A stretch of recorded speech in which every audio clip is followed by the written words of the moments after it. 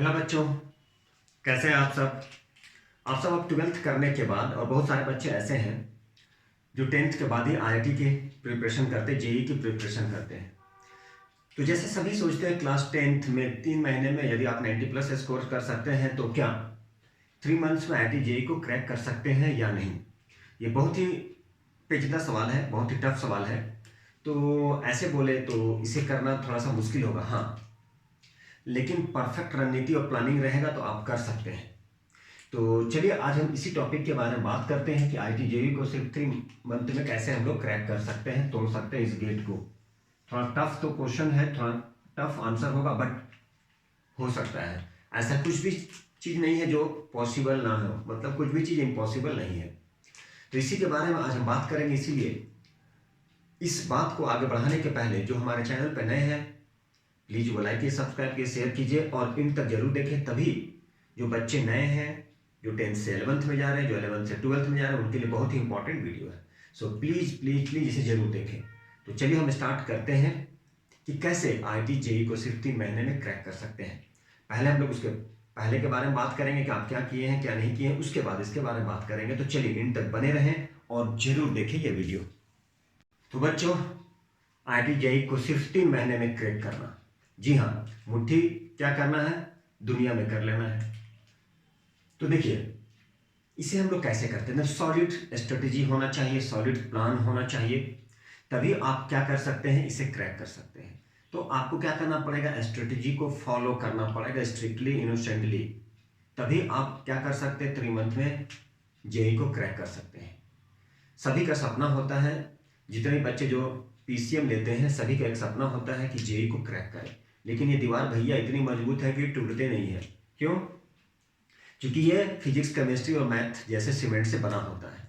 आपको उसे क्या करना है, आप कौन सा मटेरियल है, क्या है, उसकी कमजोर कड़ी को पकड़ना होता है। तो चलिए इसी रणनीति के बारे में हम लोग देखते हैं। हमारे पास एक बहुत अच्छा ही सॉलिड प्लान है, स्मार्ट प्लान है, जो क्या कर सकता है, इम्पॉसिबल को पॉसिबल कर सकता है।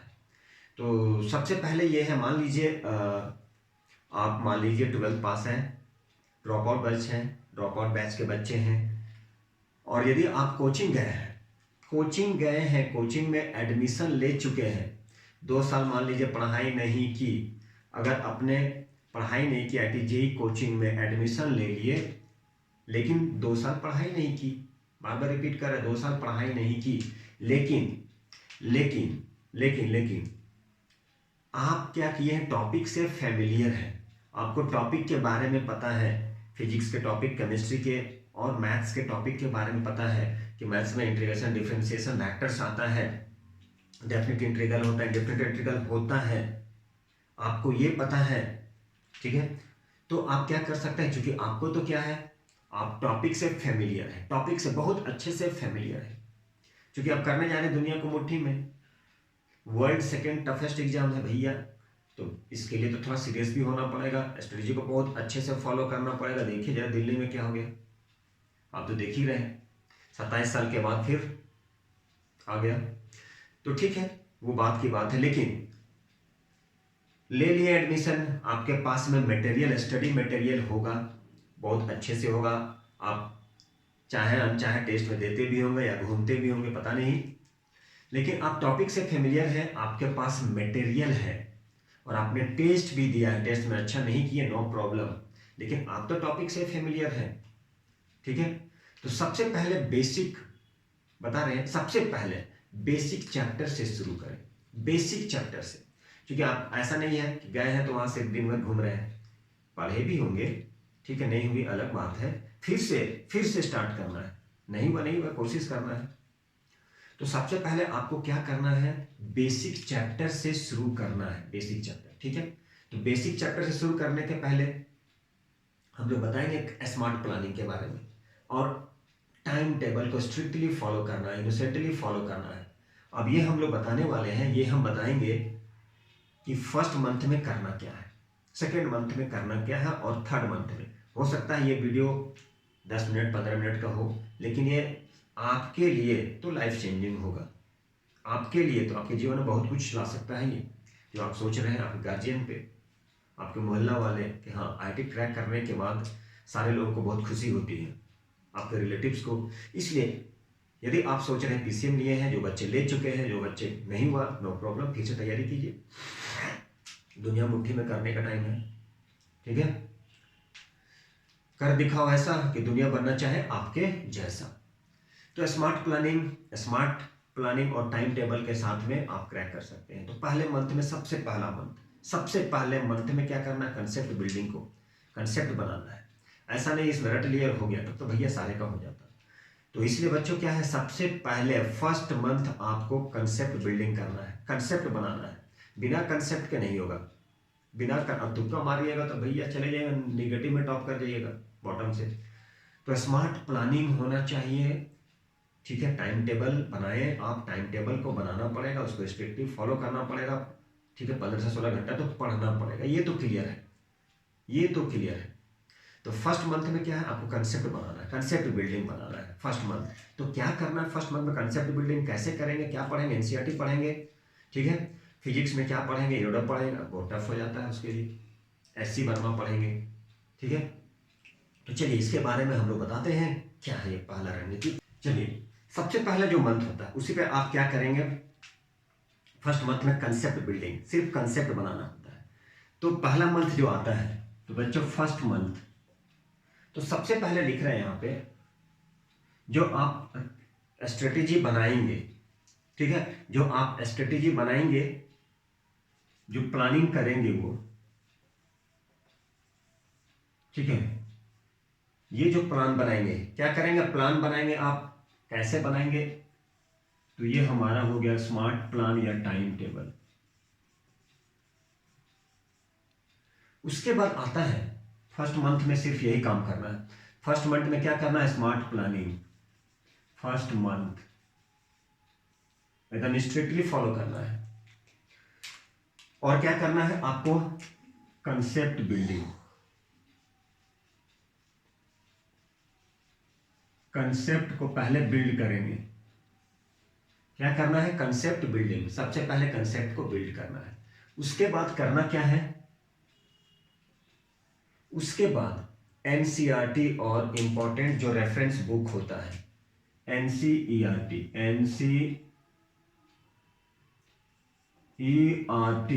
कौन सा बुक, एनसीईआरटी, और इंपॉर्टेंट जो होता है, important reference book,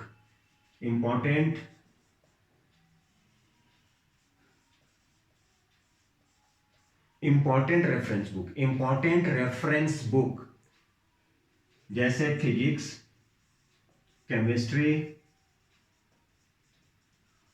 and math. क्या है, फिजिक्स, केमिस्ट्री और मैथ।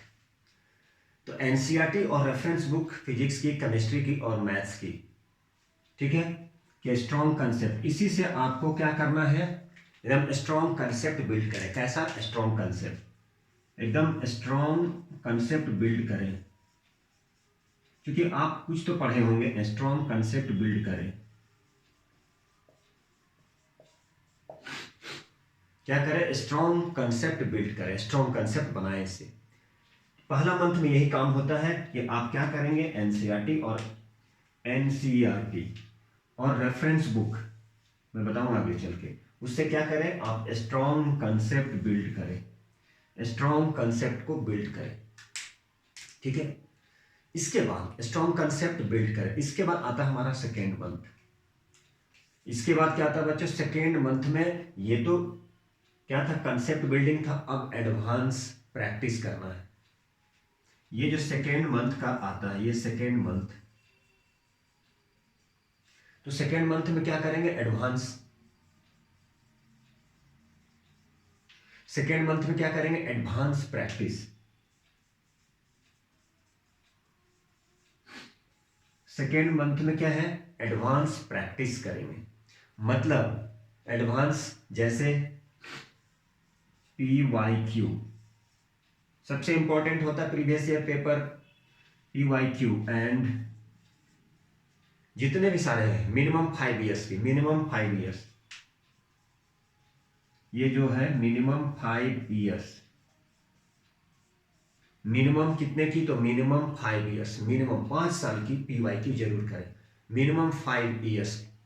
तो एडवांस प्रैक्टिस करें PYQ पेपर से और हाई लेवल क्वेश्चन सॉल्व करें।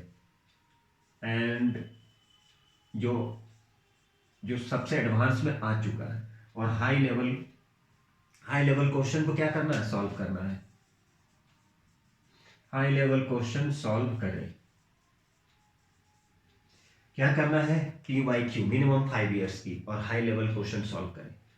ऐसा नहीं सिर्फ NCERT से तो काम नहीं चलने वाला है, इसलिए हाई लेवल, ठीक है। फिजिक्स का यदि कंसेप्ट बिल्ड हो गया है तो आप सॉल्व कर सकते हैं, हीरोडॉग सब, ठीक है, बहुत सारे बुक आते हैं, रेसनिक हेलिडे वाकर कर सकते हैं आप।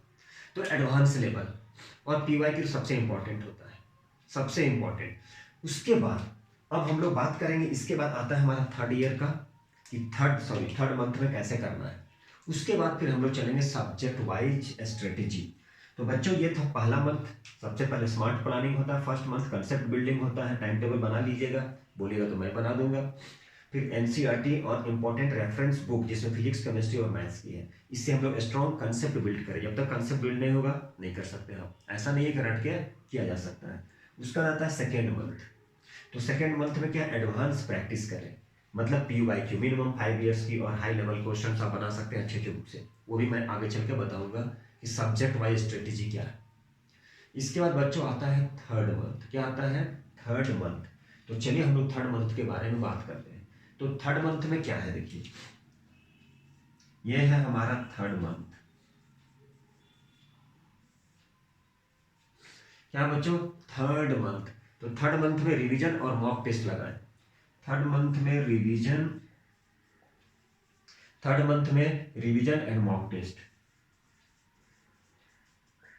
रिवीजन और मॉक टेस्ट। थर्ड मंथ में क्या करें बच्चों, तो रिवीजन, थर्ड मंथ में revision and mock test. Third month में क्या है, revision and mock test. Full syllabus, full syllabus, full syllabus,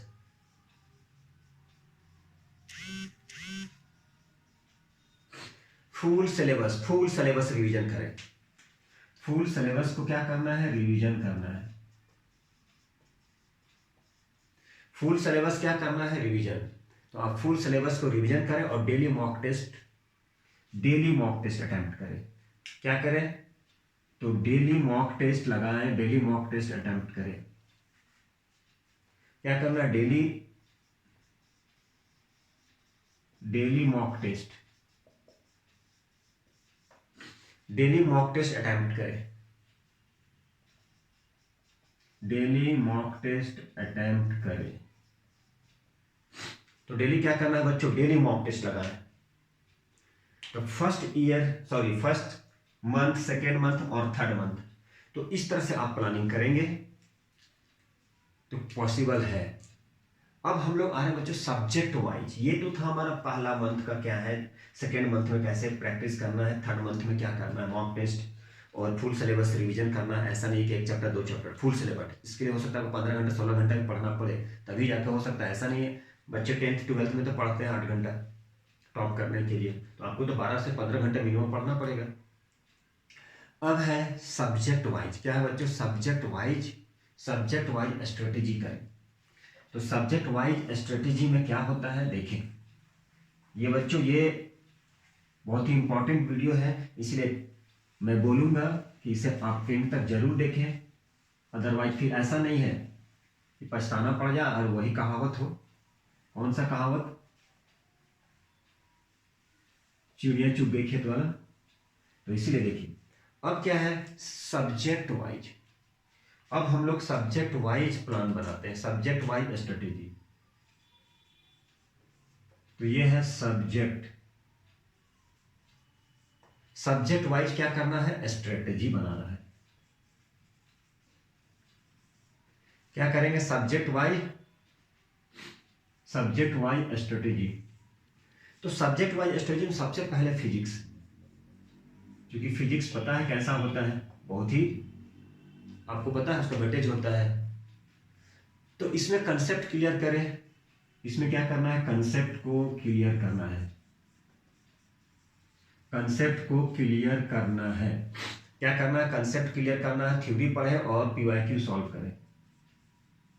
क्या करें, थ्योरी को पढ़ना है और क्या करना है, PYQ सॉल्व करना है।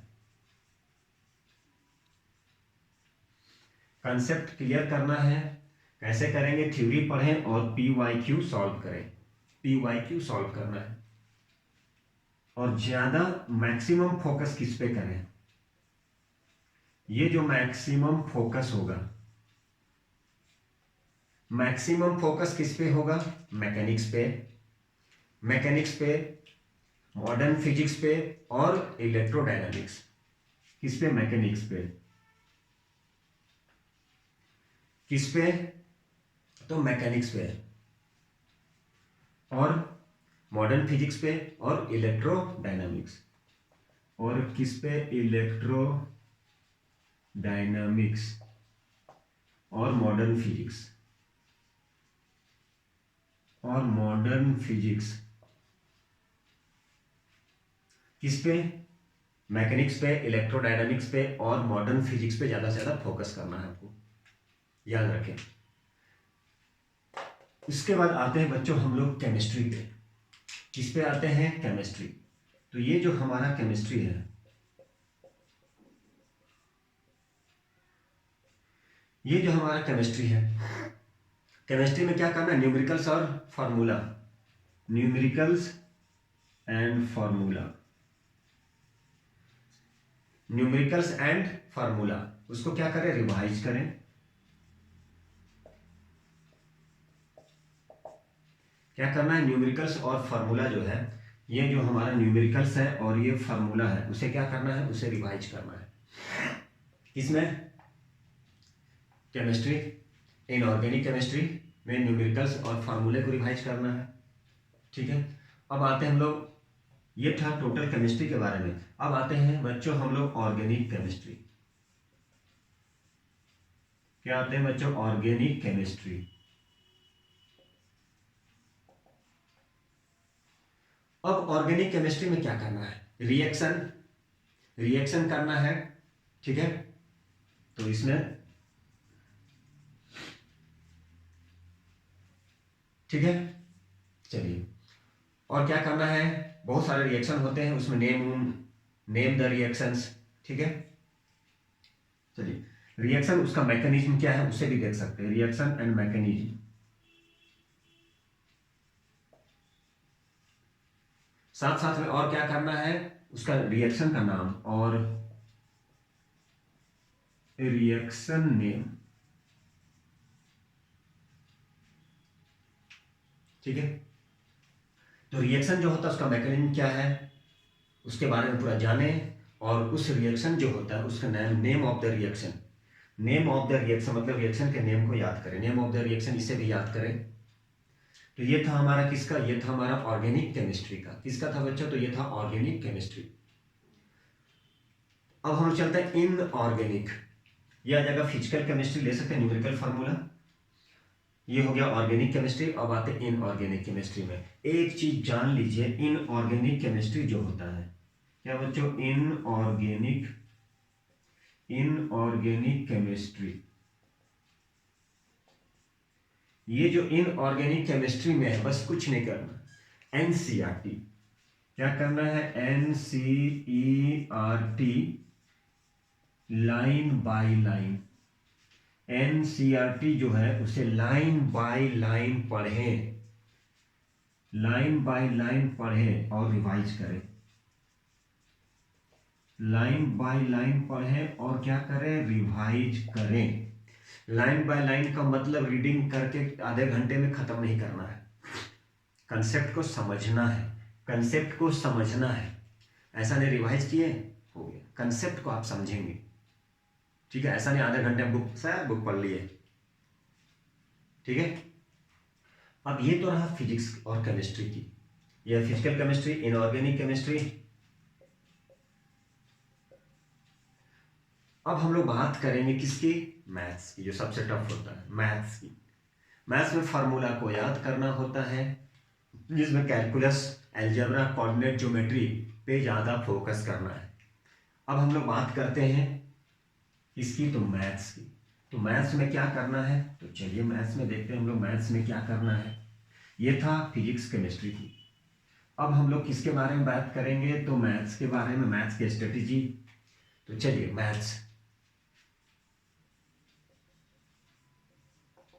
मैथ्स में क्या करना, फार्मूले, मैथ में फार्मूले उसे याद कर ले तो बहुत अच्छी बात है। फार्मूले से 50% क्वेश्चन होता है। जस्ट हम I am talking about only class 10th and 12th। तो यहाँ पे क्या करना है, और मैथ्स में इसमें भी क्या क्या आता है, कैलकुलस, इसमें क्या क्या आता है, कैलकुलस,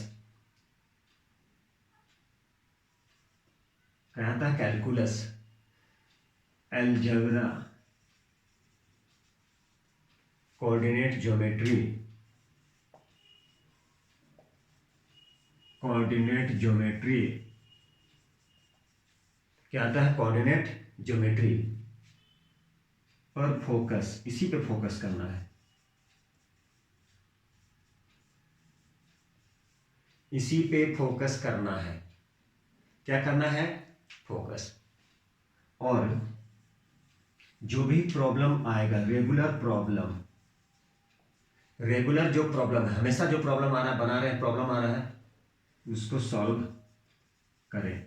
मतलब सॉल्व करने की हैबिट डेवलप करें, सॉल्विंग हैबिट डेवलप करें। जो भी प्रॉब्लम आ रहा है, जो भी डाउट आ रहा है, उसको सॉल्व करने की कोशिश करें रेगुलर। जैसे जैसे प्रॉब्लम आता जा रहा है, शॉर्ट आउट की नोट कर लीजिए, सर्कल बना लीजिए, और उसे सॉल्व करने की प्रैक्टिस रखें, सॉल्व करने की आदत बना के रखें। डेली करना है, ऐसा नहीं बैकलॉग लगा के रखे जा रहे हैं। तीसरा, मॉक टेस्ट। ये मॉक टेस्ट सबसे इंपॉर्टेंट होता है। मॉक टेस्ट क्या बच्चों, मॉक टेस्ट, मॉक टेस्ट को एनालाइज करें, कहाँ पे आपकी गलती हो रही है, यहाँ पे गलती हो रही है, उसे एनालाइज करें 5 मिनट 10 मिनट। हर दिन एक मॉक टेस्ट लगाना होता है। हर दिन आप क्या करें, एक मॉक टेस्ट लगाएं, और जो भी मिस्टेक है, जो भी गलती है, उसको एनालाइज करें। वीक टॉपिक पे दोबारा काम करें। वीक टॉपिक पे क्या करना होता है, दोबारा काम करना होता है, ठीक है। और एग्जाम का फीलिंग लाइए, एग्जाम का टेम्परामेंट डेवलप करें। तो हर दिन क्या करना, मॉक टेस्ट जैसे है उसमें हर दिन मॉक टेस्ट एनालाइज करें, मॉक टेस्ट एंड एनालिसिस।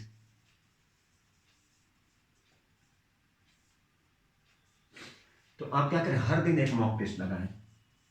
हर दिन क्या करना होता है, एक मॉक टेस्ट लगाना होता है। हर दिन क्या करें, एक मॉक टेस्ट लगाएं। हर दिन क्या करें, एक मॉक टेस्ट लगाएं, और अपने गलती को एनालाइज करें, और मिस्टेक्स जो भी होता है, मिस्टेक्स को एनालाइज करें, और मिस्टेक्स को क्या करें, एनालाइज करें, ठीक है।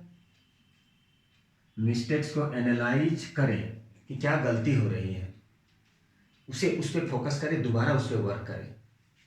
और क्या करें, वीक जो टॉपिक है आपका, वीक टॉपिक जो है, कौन सा टॉपिक, वीक टॉपिक पर दोबारा काम करें, दोबारा काम करें, फिर से काम करें, दोबारा काम करें। जो गलती हो गया उसे फिर से बनाएं, दोबारा काम करें उस पर, और अपने आप को एग्जाम का फीलिंग लेकर, एग्जाम का टेम्परामेंट डेवलप करें, ताकि हर दिन एग्जाम का फीलिंग आए। एग्जाम का टेम्परामेंट, एग्जाम का टेम्परामेंट डेवलप करें। एग्जाम का क्या करें, टेम्परामेंट डेवलप करें। सॉरी बच्चों, एक मिनट, एग्जाम का टेम्परामेंट नीचे दिख रहा है कि नहीं दिख रहा है, एक मिनट। एग्जाम का टेम्परामेंट डेवलप करें, हर दिन ऐसा फील करें कि आप एग्जाम दे रहे हैं घर पर ही, ठीक है। उसके बाद आता है नेक्स्ट बच्चों, टाइम मैनेजमेंट और कंसिस्टेंसी। ये सबसे जरूरी है। डे टू डे कम से कम 10 से 12 घंटा पढ़ाई करने हैं आपको, ठीक है।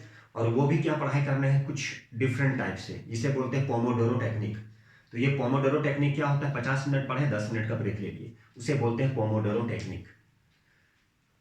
क्या करना है, टाइम मैनेजमेंट। अब हम लोग बात करते हैं बच्चों टाइम मैनेजमेंट पे।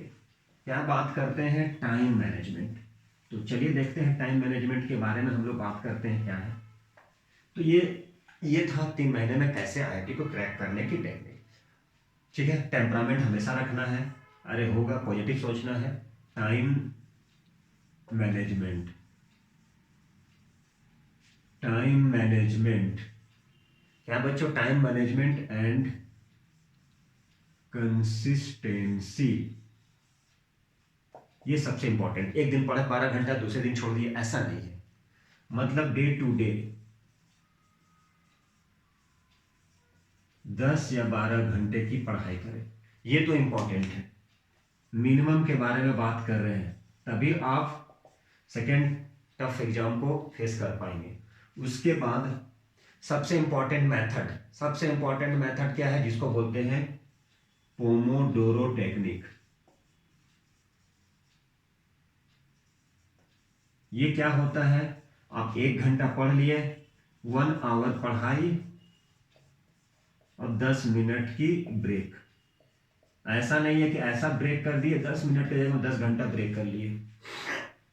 इसे बोलते हैं पोमोडोरो टेक्निक।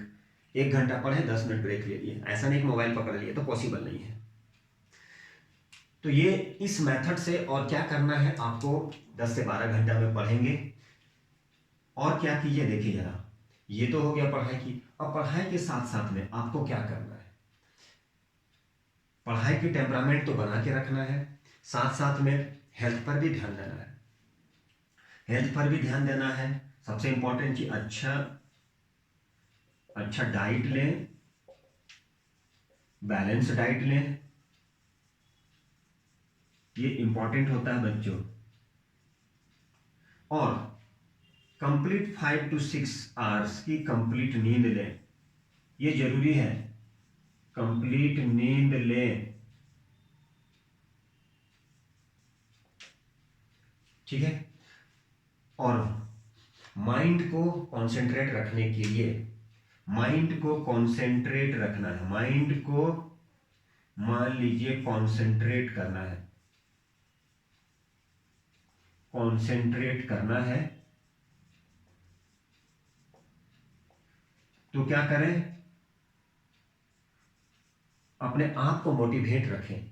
तो मोटिवेट कैसे रखेंगे, तो मोटिवेशनल आप वीडियो देख सकते हैं, ये कर सकते हैं 5 मिनट की। और क्या कर सकते हैं, योगा कर सकते हैं, योगा 5-10 मिनट की। तब आप क्या बना रहेंगे, एनर्जेटिक बना रहेंगे, पूरे सारे दिन एनर्जेटिक बना रहे। तो ये सब इंपॉर्टेंट होता है। और क्या करना, मोबाइल से दूर रहना है, डिस्ट्रैक्ट नहीं होना है, जब तो डिस्ट्रैक्ट हो जाइए। डिस्ट्रैक्शन जो है, डिस्ट्रैक्शन को दूर रखना है, मोबाइल से दूर रहे, ठीक है, गैजेट से दूर रहे। तो इन सब सारी चीजों को यदि आप अपने ऊपर लागू करते हैं, तो ऑब्वियसली आप क्या कर सकते हैं, एक दिन ऐसा होगा, 1 महीने, 2 महीने, 3 महीने, 6 महीने, 1 साल के बाद आप क्या बन जाइएगा, गोला, किसका, फिजिक्स केमिस्ट्री मैथ का भयंकर। और उम्मीद है कि आप क्रैक कर सकते हैं। तो बच्चों, यदि अच्छा लगा होगा आपको ये वीडियो, आपके लिए है, इसलिए जरूर देखें, एंड तक देखें। और जो बच्चे जो सोच रहे हैं अभी से 10th के बच्चे, तो अभी से ही ये सब मोटिवेशनल वीडियो अभी से देख सकते हैं, ताकि आपको क्या हो जाए, आगे चल के बहुत ज़्यादा बेनिफिट मिले। ऑब्वियसली ये सब आप ऑब्टेंड करें, इनोसेंटली ओबे करें। तो मैं अच्छी तरह से जानता हूँ मैं कि आप एक दिन क्या हो सकते हैं, इसे क्रैक करने में कामयाब हो सकते हैं। एक दिन का मतलब एक दिन ऐसा नहीं है, 1 साल में, 2 साल में, 10th से ही लगे रहे। तो इसी उम्मीद के साथ में कि आप लोग क्या करें, इस वीडियो को अंत तक देखेंगे, जरूर देखेंगे। यदि अच्छा लगे तो प्लीज लाइक, सब्सक्राइब, शेयर कीजिए, और एक दिन कामयाबी आपके मुट्ठी में होगी। Thank you very much.